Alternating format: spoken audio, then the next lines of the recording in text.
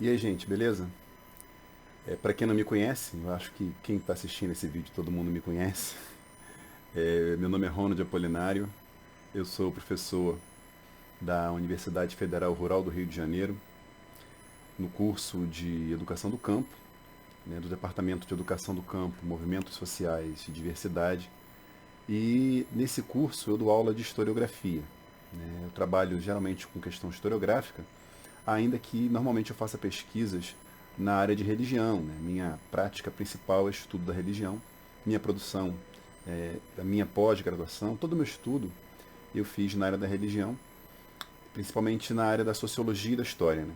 A minha cadeira mesmo é a cadeira de história, mas também, né, como pós-graduação, a cadeira das ciências sociais. Então, eu posso dizer que a coisa está meio no multitarefa ou no interdisciplinar. O vídeo que eu vou fazer hoje não é muito complexo nem muito grande, mas eu acho que é de extrema necessidade para todo mundo que está fazendo faculdade hoje, né? Para todos os alunos de graduação, não só da graduação, na verdade, também os alunos de pós-graduação, mestrado, doutorado.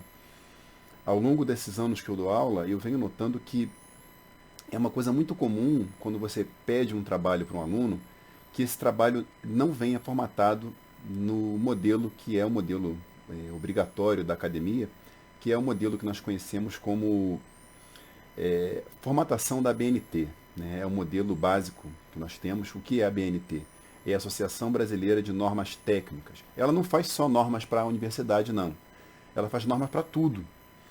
Na verdade, todas as normas técnicas, no sentido de desde o tamanho de um parafuso até, né, sei lá, o tamanho da lâmina de um bisturi, servem, né, como medida as normas da ABNT. Então você tem a ABNT para medicina, a ABNT para construção civil, você tem, né, essas normas que são padronizadas. Né? Tudo tem que ser padronizado no nível acadêmico, porque senão o que nós produzimos aqui ia ser diferente do que se produz em Pernambuco, por exemplo. Nós não conseguiríamos nos entender. Então, ainda que essas regras pareçam um pouco chatas, elas são necessárias, porque o trabalho que você faz aqui, ele tem que ser compreendido da mesma forma em outros lugares. E essas normas não são as normas internacionais, elas são apenas do Brasil. Existem centenas de outras normas nos outros lugares do mundo. Né? E aqui nos padroniza são as normas da ABNT. Não me delongando demais, eu preparei, na verdade, alguns slides para poder a gente conversar sobre o que seriam essas normas e como a gente poderia utilizar elas para fazer os nossos trabalhos, né? Para nós darmos contas do trabalho acadêmico, não só no curso de Educação do Campo, eu estou fazendo esse vídeo para os meus alunos principalmente, mas eu deixo esse vídeo assim aberto, não peço nenhum material, nenhum direito autoral de imagem nem nada. Quem quiser utilizar esse vídeo de outra maneira, para outro curso, pode ficar à vontade, para outro departamento, para outra universidade, não tem nenhum estresse não. Eu acho que o que vale é a gente compartilhar um pouco de conhecimento. Eu fiz, então, um esboço bem básico do que seriam essas normas aplicadas a trabalhos acadêmicos, mas principalmente aqueles trabalhos acadêmicos mais simples. Os trabalhos acadêmicos mais complexos, que seriam dissertações, teses, né, e trabalhos de conclusão de curso, principalmente voltados na pós-graduação, eu não fiz nada. Ainda que o meu trabalho, essa apresentação, dê para a gente utilizar para isso também. Só que, para tanto, é necessário mais informação. Então, vocês teriam que ir na norma e buscar o material que falta. Eu posso apontá-lo aqui. Né? Na verdade, eu vou falar sobre ele, ainda que eu não me debruce bastante sobre esse material de forma mais complexa. Então, assim, eu faço pensando nos meus alunos que vão apresentar uma resenha, né? Por exemplo, daqui a 2 semanas. No dia 30 tem uma resenha para os meus alunos me entregarem e eu quero que eles façam desse jeito. Né? Não só a resenha, você pode fazer também, né, um fichamento, né, como citar, uma monografia, dá para fazer. Né? Mas, voltando ao que eu disse, a maneira que eu vou aplicar aqui são maneiras mais simples, ainda que mais objetivas. Né? E podemos ampliar isso visitando a norma de maneira literal. Vamos lá? Eu vou apresentar aqui, então, o começo do meu trabalho. Ele vai ser esse aqui. Eu coloquei aqui né, como trabalhos acadêmicos, explicando o que seriam esses trabalhos acadêmicos. Você tem o mais comum, que é o mais complexo, que são as teses de doutorado, né, que são trabalhos muito grandes, são trabalhos que demandam muitos dados e normalmente demandam campos que não tem numa monografia e que não tem no resumo, resenha e fichamento.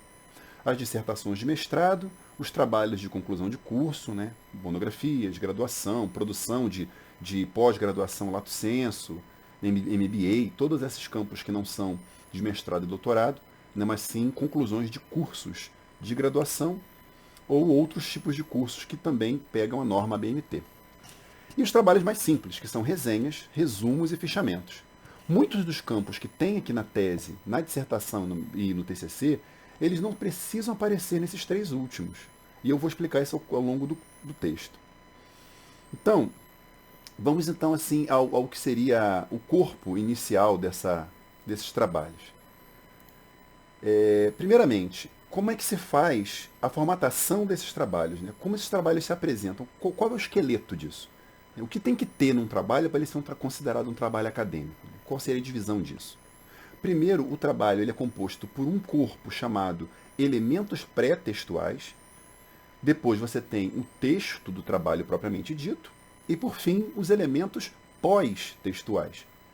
Todos os trabalhos, de tese de doutorado até um fichamento, isso aqui vai aparecer de alguma maneira. Né? Esses três elementos vão aparecer de alguma forma. Eu vou, então, depois fazer, dentro de cada um desses, eu vou tentar desdobrar cada um desses pontos aqui. Vamos lá? Então, assim, eu vou aparecer minha carinha aqui, que eu detesto falar sem aparecer. Aí, olha eu aqui. Pronto, ó, maravilha. Então, gente, olha só. Esses elementos, eles vão se desdobrando, né? Eu comecei a desdobrar primeiro os elementos pré-textuais, que são três, que seriam a capa, né, a folha de rosto e o sumário. Eu fico lembrando da gente, né, no ensino médio, no ensino fundamental, botando trabalho de geografia, trabalho de história. E para o ensino fundamental e médio está uma maravilha. Mas se você fizer isso numa universidade, minimamente você vai ter um pouco de problemas, porque é necessário um pouquinho mais de complexidade. Então vamos lá. Aqui nós temos o exemplo de uma capa. Essa capa aqui é uma capa fictícia, né? O que tem que ter numa capa? Normalmente, numa capa, você não coloca número de página. Nunca, na verdade. Números de páginas não entram em capas. Quem tem problemas de colocar número de página no Word, eu acho que não é nenhum pecado você ter esse número, porque você não conseguiu tirá-lo ao numerar, né, as suas páginas. Mas nesse caso aqui, se você consegue organizar isso bem, não coloque número de páginas numa capa. O que tem que conter numa capa de um trabalho acadêmico? Primeiramente, o nome de uma universidade numa fonte maior. Eu não vou dizer qual é o número da fonte, porque depende muito do que você vai escrever também aqui. Normalmente, você utiliza aqui uma fonte 16, 14, 12 e 10. Aqui você tem, então, numa fonte maior, o nome da universidade. Aqui eu coloquei como exemplo o nome do curso que eu tenho aqui. Você também pode colocar, se for interessante para você, colocar o departamento, colocar o instituto, mas num trabalho mais simples, isso não vai aparecer, não é necessário. Numa tese, numa monografia e numa dissertação, teria que vir aqui cadê meu mouse? Cadê o... Aqui, pronto. Aqui teria o nome da universidade, aqui teria o instituto, departamento e o curso. Um logo da universidade, se você conseguir na internet, o nome do trabalho e, enfim, lá embaixo, em uma fonte menor, você tem o nome do discente e, em fonte menor ainda, local e data. Seropédica 2021. Tá? Então, rebobinando, nome da universidade, nome do curso, logo da universidade, o título do trabalho, por fim, o nome do discente e, por último, lugar e data. Vamos para o próximo, então. O próximo elemento, pré-textual, por que seria o elemento pré-textual? Vamos explicar. Elementos pré-textuais normalmente são aqueles que vêm antes da introdução. Tudo que vier antes da introdução é considerado elemento pré-textual. Em dissertações, teses, monografias, né, vocês têm aqueles trabalhos mais complexos, normalmente tem um monte de coisas que vem antes disso aí. Entre a capa e a introdução, meu filho, vem bastante coisa. Você vai ter, em alguns casos, dedicatória, você vai ter epígrafe. Eu não me desdobrei aqui porque isso se encontra nas normas. Né? Porque, como eu já falei, não estou organizando trabalhos muito complexos. Mas existem outros elementos pré-textuais. Nenhum deles tem número de página. Por isso que são pré-textuais. Nem contam, às vezes, no sumário. Essa organização de epígrafe, de dedicatória, às vezes você tem um prólogo, né, assim, um prefácio, tudo isso são elementos pré-textuais. Prólogo, prefácio, dedicatória, epígrafe, que é um pedaço de um poema, um pedaço de um texto, né, que você acha legal, uma música. Isso pode vir antes. Tudo que vier antes da introdução vai ser elemento pré-textual, tá bom? E isso não aparece aqui no meu trabalho, porque eu achei que seria muita informação para uma coisa que eu acredito ser mais simples. Então, vamos lá. Tá? De novo nós aqui. Vamos trocando de novo. Opa, eu não consigo direito aqui. Esse meu programa. Ah, agora sim. Então vamos lá. O que vem depois da capa seria a chamada folha de rosto. Aí você me pergunta, cara, mas não é a mesma coisa, não tem tudo igual aqui? Sim e não. O que não vai ter aqui? É igual a capa. Só que ao invés de ter Universidade Federal Rural do Rio de Janeiro, Universidade do Estado do Rio de Janeiro, não vai ter. Você vai ter aqui, esse meu mouse que some, você vai ter, ai meu Deus do céu, agora ele aparece. O nome do autor, embaixo você vai ter o título do trabalho, e aqui você tem um espaço que normalmente é colocado em dissertações e monografias e teses. Trabalho de conclusão de curso, etc. Ou trabalho como pedido parcial.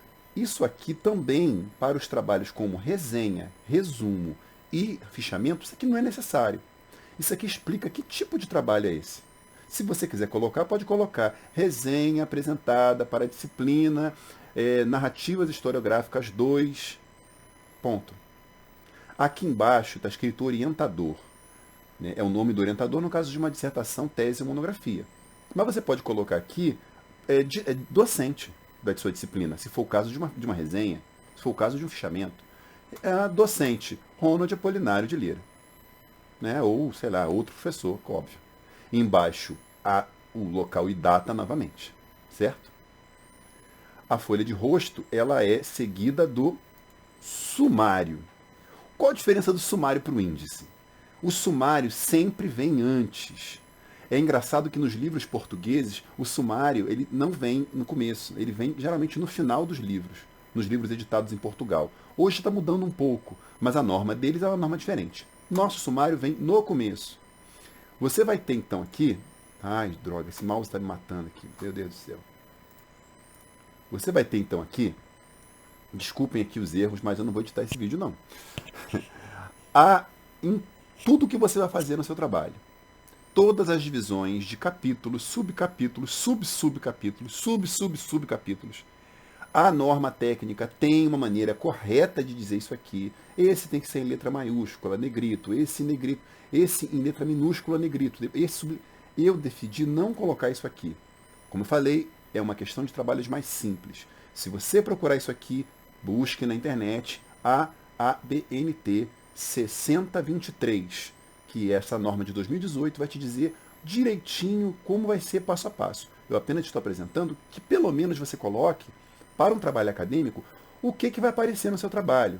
No capítulo 1 vamos trabalhar isso, capítulo 1.1, capítulo 1.2, subcapítulos, para que o leitor, que é o professor, consiga enxergar isso aqui e entender direito o que vai ser falado no seu trabalho.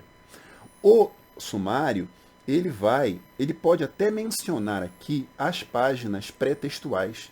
Caso elas tenham página, número de página, você vai colocar as páginas pré-textuais aqui, antes da introdução, tá certo? Caso não, você começa das páginas textuais. do material, né, do corpo do trabalho. Então você tem aqui, se você vir, introdução, página tal, capítulo 1, página tal, e todas as páginas dos capítulos e subcapítulos. Tá bom? É bom vocês observarem que se vocês fizerem isso no Word, quando forem colocar no PDF, esses pontinhos podem dar problema. Então, qual que eu sugiro? Que vocês coloquem aqui uns 10 pontinhos e coloquem o número da página. Voltem e no meio dos pontinhos coloquem mais pontos, até ele pular de linha. Quando o número pular de linha, você dá um backspace, né? Você retorna e ele vai ficar direitinho aqui. E aí, quando você transformar em PDF, vai ficar os números certinhos numa única linha. Eu levei uns 6 horas para aprender isso na tese. O que vem depois, então, do sumário? O sumário aqui, no meu caso, terminou, né, o material pré-textual. Então, nós tivemos a capa, a folha de rosto e o sumário.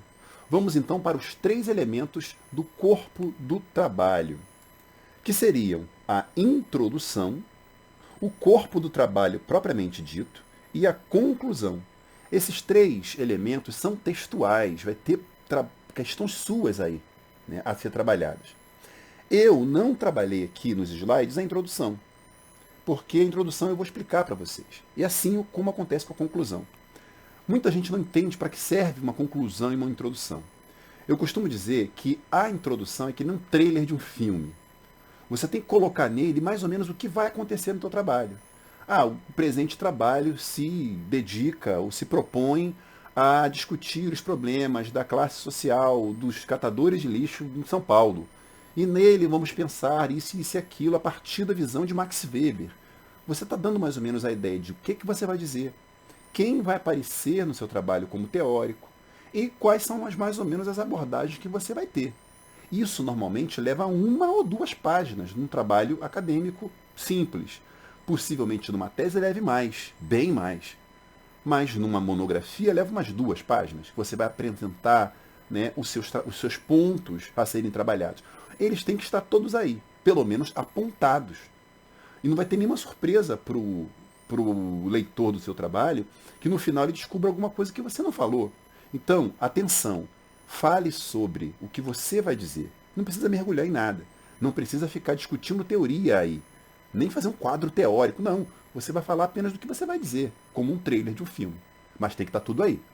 Eu costumo dizer que a introdução é uma promessa. Você promete falar um monte de coisa. E a conclusão, que eu já vou falar agora, antes do tempo, ela é o cumprimento da promessa. Será que você cumpriu tudo no seu texto? Às vezes não. Às vezes você foi muito aquém do que você achava. A conclusão, então, vai explicar o que você falou. Como vimos no trabalho, os trabalhadores rurais de São Paulo, a partir da visão do Weber, não tem isso e aquilo. Né? Podemos entender isso e aquilo outro. Podemos pensar, você pode propor questionamentos novos. Você pode dizer que levantar questões qualitativas acerca do seu trabalho, né? Uma opinião acerca disso. E discorrer a respeito do que foi falado. Né? Não vai repetir o que você disse. Você vai apenas concluir o pensamento que você teve. Tá certo? Tanto na introdução como na conclusão, normalmente não há citações de autores. Você não vai citar um livro, não vai ter, abre aspas, uma citação de fulano ou de cicrano. Normalmente isso não aparece. Tá bom? Por que eu digo normalmente? Porque as coisas são muito plásticas. Ainda que na norma não apareça, as normas mudam todo ano, ou pelo menos de 3 em 3 anos. Vai que daqui a 3 anos essa norma vai aceitar esse tipo de coisa. Eu que não boto minha mão no fogo. Então vamos lá. Introdução. Já falei. Vamos aos trabalhos, às citações, né, ao corpo do trabalho. Deixa eu botar minha cara de novo aqui, para poder explicar para você. O corpo do trabalho, ele é o coração, é literalmente o corpo. Tudo está ali dentro. O que você vai trabalhar, tudo que você vai discorrer, todas as hipóteses que você teve vão estar presentes ali. Vamos lá, o que eu faria, o que é uma tese? Uma tese é um trabalho inédito sobre alguma coisa, uma nova proposta. E você vai discutir com autores, você vai apresentar o que já foi feito, porque você vai ter que ter lido o que já foi feito. Tanto numa tese, como numa dissertação, até mesmo numa monografia. Você tem que dizer, alguém já falou isso aqui já foi trabalhado por fulano, cicrano, beltrano.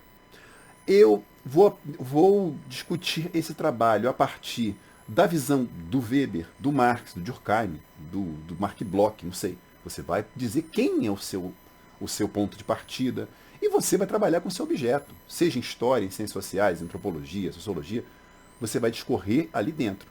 E você tem alguns pontos balizares, que são os autores referenciais. Você não pode inventar coisa. Falar assim, olha, eu tirei das vozes da minha cabeça que o Fernando Henrique Cardoso governou até 2015. Da onde você tirou isso, filho? A ideia é você pegar, não é só repetir o que os outros disseram, é você ter uma opinião acadêmica e você pautar sua opinião em limites já feitos até aqui. Quem já falou isso e aquilo outro, você vai dizer quem foi, e você vai falar, olha, eu acredito que isso é assim, e eu confirmo isso porque o autor fulano também confirma isso. Né? Não sou só eu que estou dizendo isso. Esse é o corpo do trabalho. Você vai produzir um material referenciando-se ao que foi feito. Sempre, quando você dá a sua opinião aparentemente pessoal, você vai ter que dizer quem falou isso. Né? Da onde isso se baseia. Você não tirou isso da tua cabeça, de Júpiter. Algum autor, né, já trabalhou esse caso e você vai se referenciar sempre quando disser isso. Tá? E quando você falar sobre esse autor, você tem duas possibilidades de ação. Uma citação indireta ou uma citação direta. Quando você fala literalmente o que o autor falou. Você vai abrir aspas e vai falar o que ele disse, fechar aspas e dizer aonde ele falou isso. Isso vai fazer com que você tenha autoridade de dar sua opinião, ou de afirmar ou negar alguma coisa. Uma citação indireta, que eu não coloquei aí, é quando você fala assim, por exemplo, as fontes a história é a ciência dos homens do tempo. Essa frase não é tua, né, filho? Essa frase é do Mark Bloch. O que você faz então?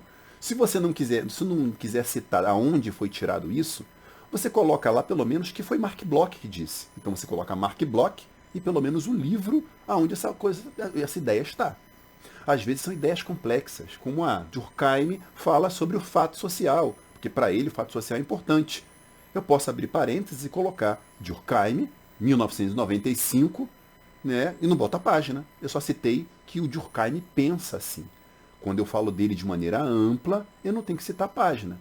Eu apenas digo que naquele livro, ao longo do livro inteiro, a opinião do Durkheim é essa. Mas às vezes é necessário citar literalmente. Você quer dizer aonde aquilo está. Para isso você tem as chamadas citações diretas. Quais seriam as citações diretas? Né? Você tem também uma regra muito específica para citar esse pessoal. Por que isso? Se você não fizer isso, meu amigo, você vai fazer plágio. Se você pega o material de um livro e você coloca no seu trabalho e não diz que tirou de algum lugar, e não coloca ou aspas, quando é uma citação curta, ou não coloca ele separado no trabalho como uma citação longa, você simplesmente está roubando o trabalho de alguém. Né? Você está tirando o trabalho da internet. Você vai num site muito lindo, maravilhoso, pega um pedaço de trabalho e coloca no seu, pensando que eu não vou descobrir. Eu vou, sempre descubro. Então, por favor, não faça. Você está perdendo um grande tempo e perdendo uma nota de trabalho, porque plágio é crime. E, pelo menos na minha opinião, plágio uma linha de plágio para mim é zero no meu trabalho. Não há discussão, o material não é seu, eu não posso dar nota para o cara da internet. Eu não tenho como dar nota para o Weber. Eu não tenho como dar nota para o Stuart Hall, por exemplo. Ele já morreu. E já que você pegou o trabalho dele, você tem que dividir a nota com ele. Então, para que isso não aconteça, não faça isso. Né? Não se aproprie do material que é do outro. Porque isso é crime. E, além do mais, isso é moralmente muito feio você fazer isso. Daí, você é obrigado a utilizar da ideia de, né, pegar um pedaço do texto que você quer pegar, coloca ele entre aspas, ou coloca lá ele separadinho e diz de onde você tirou. Tá? Essa é a maneira correta e única de você utilizar o trabalho dos outros para o seu trabalho. Daí, vamos então para o primeiro tipo de citação direta, que é a chamada citação curta.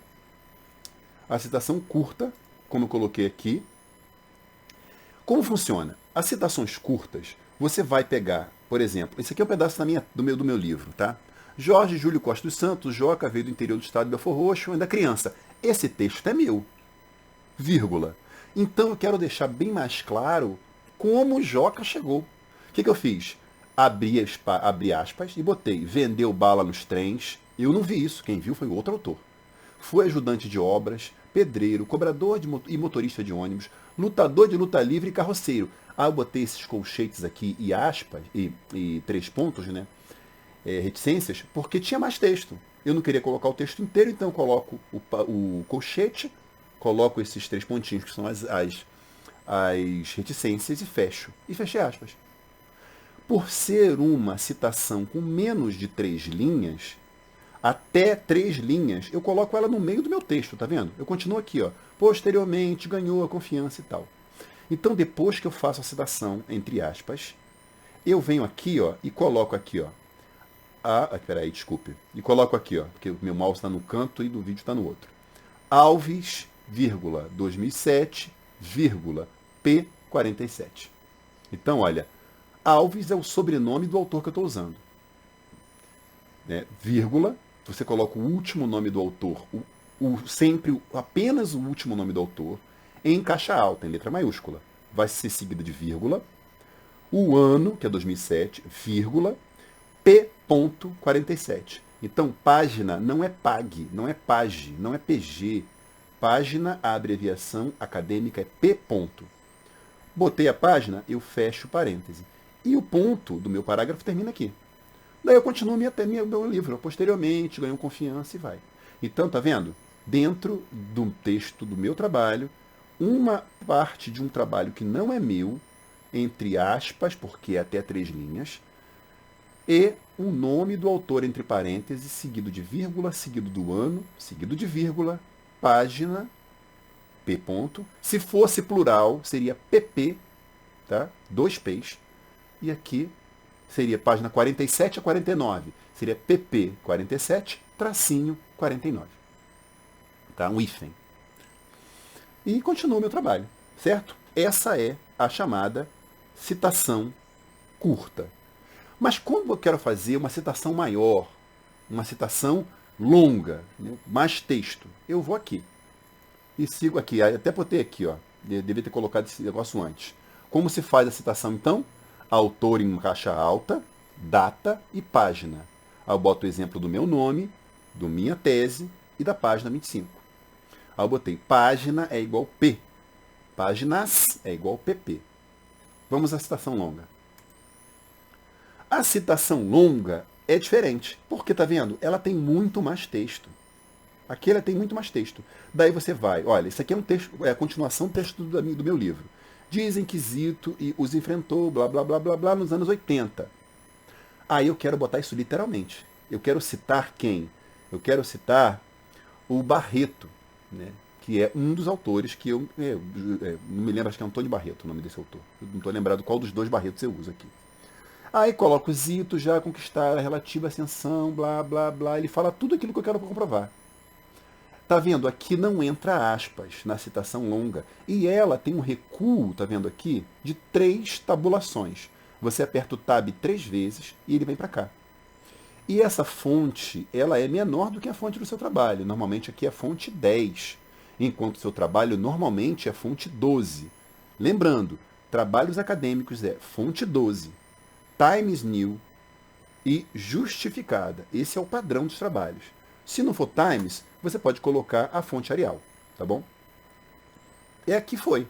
A mesma forma de citação, autor em letra maiúscula, ano e página, e ela fica separada do meu texto a 3 tabulações à direita. Então não é nada difícil, tá? E com a letra diminuída. Beleza. Essas são as citações ao longo do texto. Você não precisa colocar o nome do livro inteiro aqui. Você não precisa colocar o nome do autor inteiro aqui. Não, é só colocar dessa forma. Ou dentro do texto, quando até 3 linhas, ou no meio, né, de um parágrafo separado. E também justificado, tá vendo aqui, ó, certinho aqui, em fonte menor, entre os seus parágrafos. Existe outra forma também, que é a chamada nota de rodapé.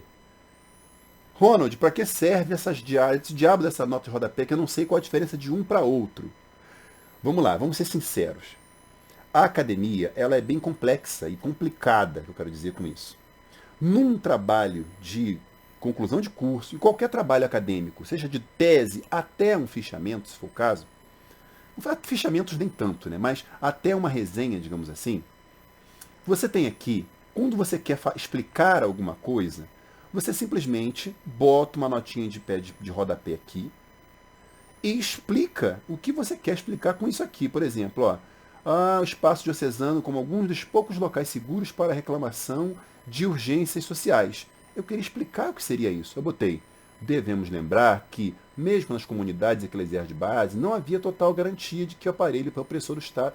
Eu expliquei o que eu quis dizer aqui. Qualquer momento você pode chamar uma nota de pé de página. Qualquer momento. Para falar sempre uma explicação.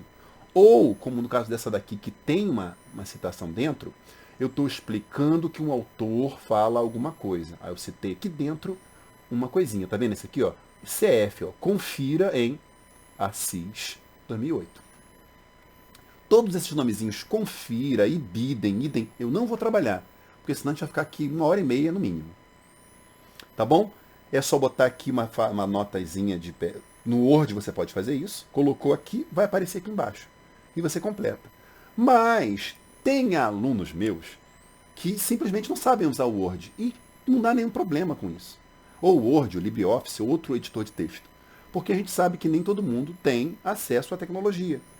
Por isso, eu acho que não custa nada a gente explicar, até você, professor, não custa nada você tirar 20 minutos da sua aula e explicar como é que eu faço para poder fazer isso. Como eu faço para poder utilizar o Word, utilizar o PowerPoint, né, que os alunos nem sempre têm essa facilidade. E tem professor que não tem essa facilidade também. Né? Não é culpa nem crime do aluno, não. Por isso, o que eu fiz? Eu decidi mostrar aqui para você como é que a gente faz isso no Word. Olha só. Para você utilizar no Word, você vem aqui. Agora eu não sei qual dessas duas setas é a minha. Essa aqui. Tá. No Word, você tem o seguinte. Gente, agora eu não sei qual é a minha seta, não. Tá. Essa daqui. Você vai aqui, na aba Referências. Quando você clica em Referências, você vai ter todas essas opções aqui. Qual é a opção de colocar nota de pé de página? Essa daqui, Inserir nota de rodapé. Quando você clicou nessa nesse botão, vai aparecer um númerozinho que é exatamente esse númerozinho. Então o seu cursor tem que estar aqui, o cursor de onde você está escrevendo. Onde tiver o cursor, o número vai aparecer. E automaticamente vai aparecer um número igual no pé de página. Aí você digita aqui embaixo o que você quiser, certo? É muito simples. Então, aqui, espera aí. Aqui, é só clicou aqui, aparece essa aba.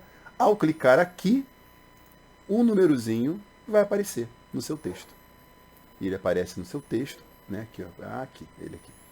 Apareceu no seu texto e aparece aqui embaixo o espaço para você escrever. Tá bom? Essa é a forma de você utilizar a nota de rodapé. Ela não é obrigatória, mas normalmente ela é necessária quando você precisa explicar coisas de maneira mais complexas, tá bom? Então, assim, e se você utiliza material da internet? Vamos lá. Tem duas coisas diferentes aqui. Material da internet não é você chegar lá e dar um Ctrl+C, Ctrl+V, copiar e colar o material, não. O material da internet, às vezes, é um artigo que você tem que citar. Às vezes, é um site de um jornal que você vai utilizar. Ou mesmo um lugar de pesquisa, que você foi, pesquisou, um lugar sério. A internet está cheia de lixo. Você vai lá e coloca lá aquele material. Quero utilizar o material, acho interessante você utilizar esse material. Por exemplo, eu peguei uma conversa, né, de milicianos aqui do bairro onde eu moro para poder citar. Só tem na internet. Às vezes uma entrevista que você quer pegar na internet, não é crime. Crime é plágio. Então, se eu quero utilizar da internet e quero fazer isso de maneira legal, eu faço dessa forma. Peraí, cadê aqui? Esse meu mouse não me ajuda. Prontinho. Olha só. Eu peguei aqui, e citei, não está aqui a minha nota de pé de página, não está aparecendo onde foi. Aqui, quando eu coloquei na nota de pé de página, um exemplo da perda do prestígio do Janiette foi a derrota do Paulo Janiette, blá blá blá, em 2010, ponto. Aí você coloca isso aqui, CF. Esse CF é em itálico, C maiúsculo, F minúsculo, ponto. E você coloca aqui, copia e cola o site. É só colocar o endereço.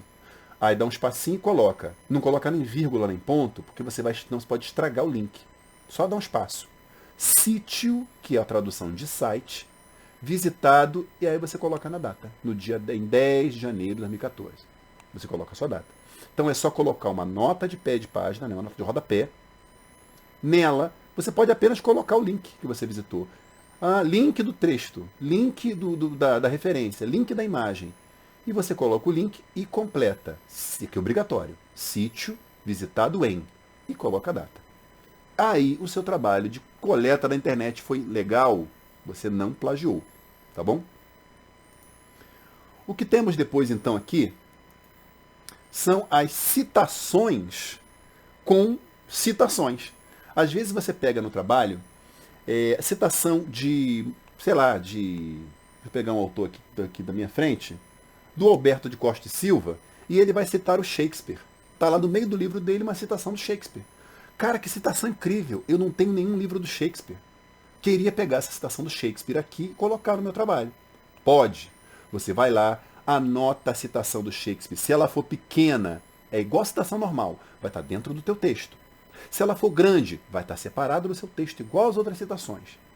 Você colocou igualzinho, eu já te ensinei. E o que você faz? Mas como é que eu cito isso dentro dos parênteses? Você citaria mais ou menos assim, Alberto de Costa... Não, seria aqui, ó. William Shakespeare, Apude, tá vendo esse Apude aqui, ó? Que significa citado por Alberto de Costa e Silva. Então botei isso, Shakespeare, citado por Alberto de Costa e Silva. Aí botaria um ano e a página do livro do Costa e Silva. Porque essa citação do Shakespeare está lá.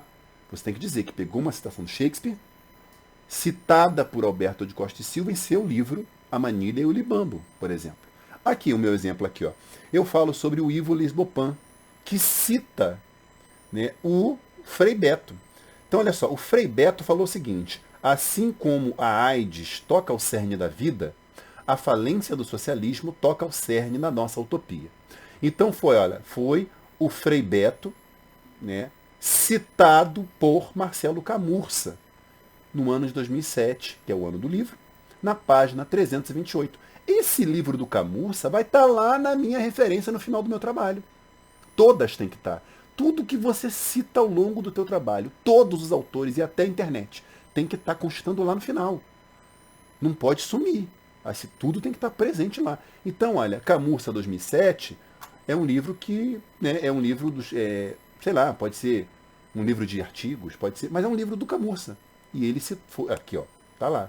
O Beto foi citado pelo Camurça nesse livro, tá bom? Então, qualquer coisa citada por alguém, o nome do citado vem antes, tá? Que seria o Shakespeare, aqui no caso é o Beto. O nome de quem citou vem depois. E o livro de quem citou vai aparecer. Ok, vamos para o próximo. Assim nós terminamos o nosso campo de o texto do trabalho. Claro, como eu falei, teria que vir mais um monte de coisa para trabalhos mais complexos, né, para teses, dissertações e monografias. Eu teria que explicar idem, ibidem, CF, C ponto. Tem uma renca de coisa com abreviação assim em latim, itálico, que vem do latim. Para isso, procurem a norma da BNT. Porque senão aqui vai ser impossível de eu colocar isso tudo. E vai até confundir as pessoas que querem fazer trabalhos mais simples, tá bom? Então, vamos lá do método científico, do mais simples para o mais complexo. Então, assim, para onde a gente pula agora? Vamos pular para o pós-textual. Esse pós-textual também conta lá no sumário, ele tem que aparecer pós-textual. Que seriam as referências, os apêndices e o índice, sendo que os dois últimos são opcionais em todos os trabalhos, tá bom? Da tese ao fichamento, ao que seja, ninguém é obrigado a colocar apêndice nem índice, tá bom? Porque isso aqui são apenas, material extra que você está colocando ou material referencial muito específico. Assim, eu vou me valer apenas das referências. A referência, só para vocês entenderem, referência que fica no final do seu trabalho, ela vem depois da conclusão. Concluiu o texto, acabou o trabalho. Você vai colocar o capítulo referências. Esse capítulo referências, ele é feito de que maneira? Ele tem o nome de todos os materiais que você usou. Ele pode ser desdobrado em bibliografia, se você usou livros, artigos, usou revista acadêmica, usou jornal, qualquer material escrito. Né? Então seria a referência bibliográfica. Você coloca referências, como um capítulo, e como um subcapítulo, você coloca bibliografia. Mas, se você só usar livros, ou só usar bibliografias, material escrito, tá ótimo, você coloca só referências, nem precisa colocar bibliografia, fica uma redundância. Mas se tiver mais um material, por exemplo, eu sou historiador, se eu colocar fontes primárias, eu coloco, eu divido, fontes primárias, eu coloco de onde eu tirei um material de um livro de tombo de uma igreja, ou um material iconográfico que eu peguei de um hieróglifo, ou talvez um livro de receita do século XV. Isso é um material original, é uma fonte primária. Então eu separaria fontes, mesmo sendo livros, e material escrito. Fontes primárias, ou apenas fontes. Seria um subcapítulo de referências. Seria, alguma coisa, ponto 1. E logo a seguir, bibliografia, que não são fontes. Tá? Aí embaixo eu coloco a bibliografia que eu utilizei em todos os livros. Se você não trabalhar com fontes e só for livro, bota só referências. Mas se eu trabalhei com filmes, eu coloco filmografia. Se eu colocar peças de teatro, material audiovisual, eu posso colocar várias referências. Referências bibliográficas, áudio, vídeo e outras que vocês acharem melhor, tá bom? Vamos lá para as referências então. Vamos aqui, eu e meu querido mouse sempre dando problema. Eu botei aqui referências de livros, artigos, revistas que eu chamei de bibliografia. Ronald, como eu coloco o livro então? Eu coloco o nome do livro em aspas, sublinhado? Não. Vamos lá. Vamos pedir devagarzinho. Eu botei aqui um livro do John Reed. Para a BNT, você coloca Reed em caixa alta, sempre o último nome do autor, em letra maiúscula, vírgula. E o segundo nome, ou todos os outros nomes, até o penúltimo, como da Ronald Apolinário de Lira. Então seria Lira, Ronald Apolinário de. Não é Ronald Apolinário só. Teria o D no final. João Antônio da Silva. Silva, João Antônio da. Seguido do nome do livro em negrito, sem aspas e sem sublinhado. Ponto. Cidade. Mas, por exemplo, se eu botar aqui Baturité, que é uma cidade do Ceará, nem você conhecia, a não ser os cearenses. Nada contra Baturité, que eu gosto muito, por acaso, é uma cidade muito linda. Eu colocaria Baturité, vírgula, CE de Ceará, para poder dizer que é uma cidade do Ceará. Porque eu posso ter outra Baturité, eu posso ter outro Campo Grande, eu posso ter, outra, mas talvez São Paulo, eu creio que talvez não. Por São Paulo ser uma capital, cadê meu mousezinho aqui? Por São Paulo ser uma capital, eu vou utilizar, então, São Paulo, sem precisar colocar SP. O nome da editora ao lado. Gente, se você estiver ruim o meu mouse, é porque eu estou vendo dois mouses diferentes, tá bom? Agora sim. Aqui o nome da editora, não precisa colocar editora, ou Jorge Zahar editor, é só colocar Jorge Zahar, Conrad, Companhia das Letras, Presença, o editorial Presença, vírgula, o ano. Repetindo, nome do autor em letra maiúscula, o último nome, vírgula, o primeiro nome, o nome do livro em negrito, o resto tudo normal. Cidade, editora e ano. Mais abaixo, nós teremos o seguinte, mas se o nome do autor for filho, for Júnior, você coloca então o penúltimo nome. Por exemplo, Daniel Arão Reis Filho. Eu coloco Reis Filho, não coloco apenas filho, porque senão essa família, pelo amor de Deus, não ia ter como rastrear. E se for, no caso, por exemplo, Júnior, Caio Prado Júnior. Eu boto Prado Júnior, Caio. Tá bom? Essa é a forma de citação de um autor na bibliografia final, né? No caso, nas referências. Para todo tipo de material. Existem coisas específicas, mas são mais complexas. Então, procure a norma da ABNT. Livros organizados ou editados. Tem livro que foi feito por 2 pessoas, mas tem artigo de mais 10.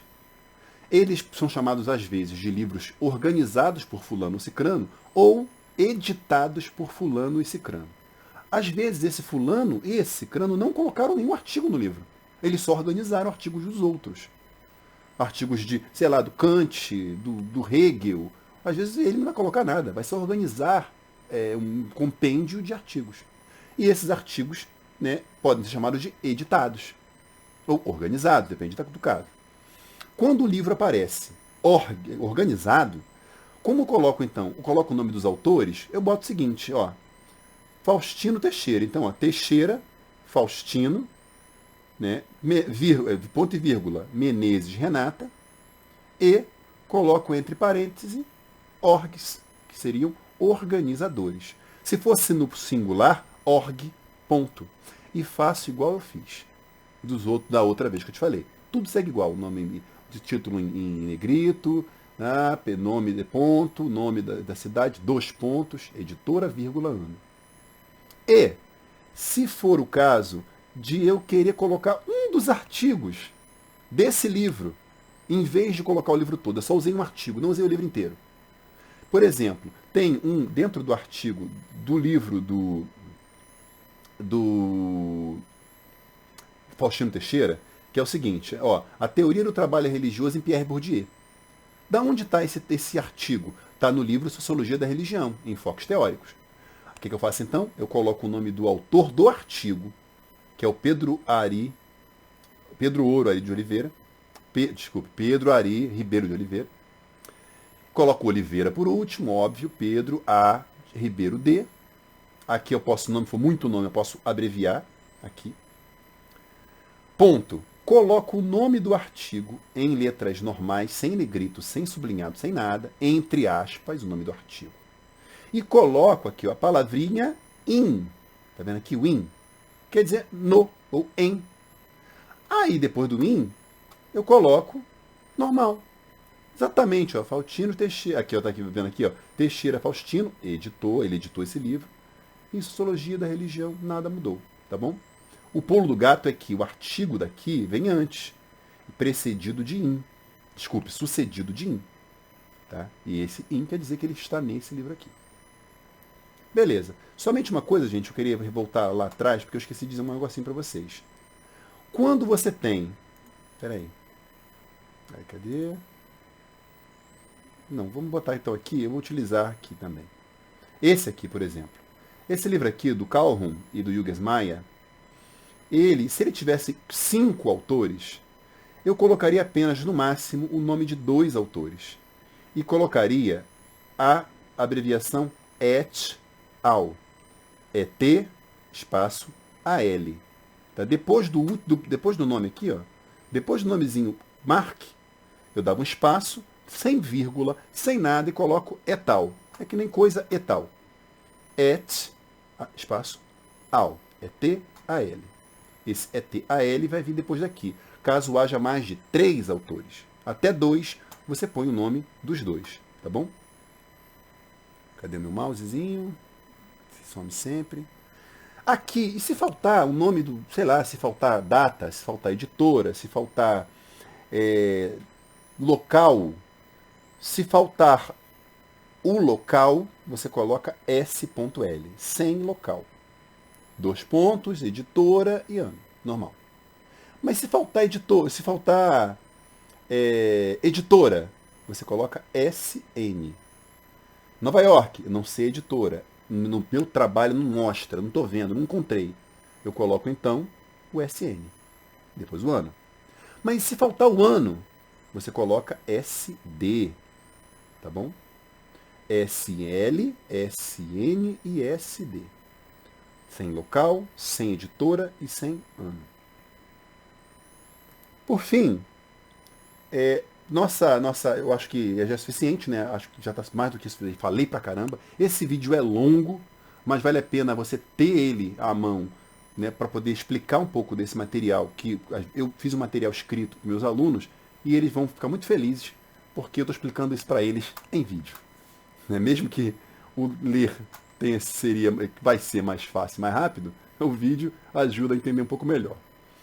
O que seria então o apêndice, que eu falei para vocês que é um opcional? Os trabalhos com apêndices vão ter esses 5 tipos de coisas ou mais outros. Por exemplo, materiais de apoio, comprovações de pesquisa. O pessoal da biologia tem que comprovar isso. Às vezes tem que colocar foto de um crânio de um porco do mato para poder mostrar a medida. Você coloca isso no apêndice. 10, 50 crânios. Normalmente apêndices são grandes, são várias páginas. Resultado das análises, às vezes você tem 50 gráficos e não quer colocar ao longo do seu texto. Coloca nos apêndices. Às vezes você apenas citou a entrevista de uma pessoa. Então você vem aqui e coloca a entrevista completa, se você quiser. Eu fiz isso na minha dissertação.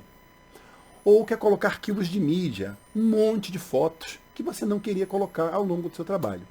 Por isso que esse material é um material totalmente opcional, não é um material obrigatório. E por fim, o índice. O que seria um índice? Como está dizendo aí, ela é uma localização pontual de informações. Por exemplo, toda vez que aparece o nome de fulano, ciclano, beltrano. Então, o índice onomástico vai dizer onde você encontra o nome de Dom João VI naquele livro.